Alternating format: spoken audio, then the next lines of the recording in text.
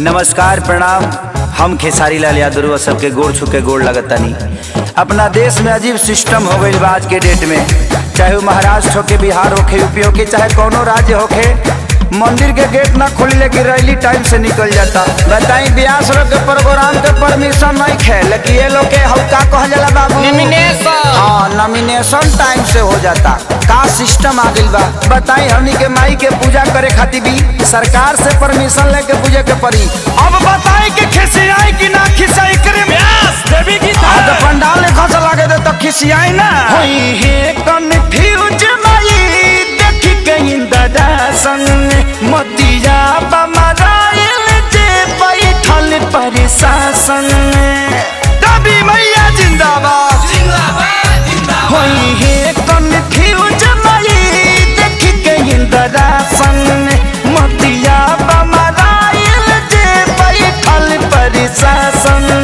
जब नइखे परमिशन माई के आसन के त कैसे छूट मिलल बा नेता लोग के भाषण के, कैसे छूट मिलल बा नेता लोग के भाषण के।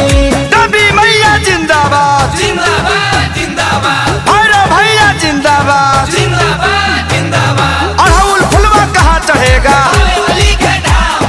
लाल चुनरी कहाँ चढ़ेगा।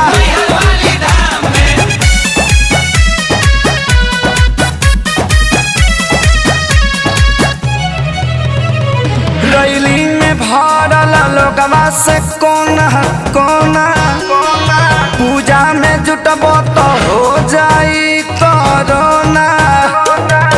भांग खा के कानून बनावत रहलो। रैली में भरल लोगवा से कोना कोना, पूजा में जे जुटबो तो हो जाई कोरोना। परिभाषा होवे हे तो सुशासन के त कैसे छूट मिलल बा नेता लोग के भाषण के, कैसे छूट मिलल बा नेता लोग के भाषण के। ताजा नारियल कहाँ चढ़ेगा, धूप अगरबत्ती कहाँ जरेगा।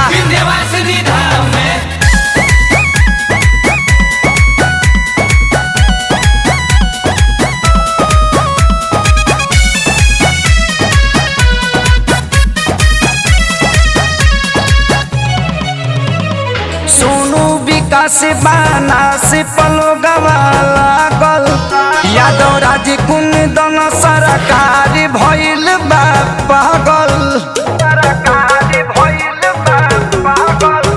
सोनू विकास बाना से पलो गवा लागल, यादव राज कुंदन सरकार भइल बा पागल। भइल दुनिया बाके सारी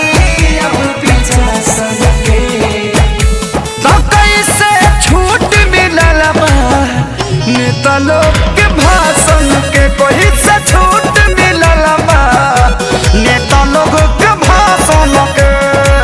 जले माई के मूर्ति ना रखाई तले वोट ना दियाई। जय माता दी।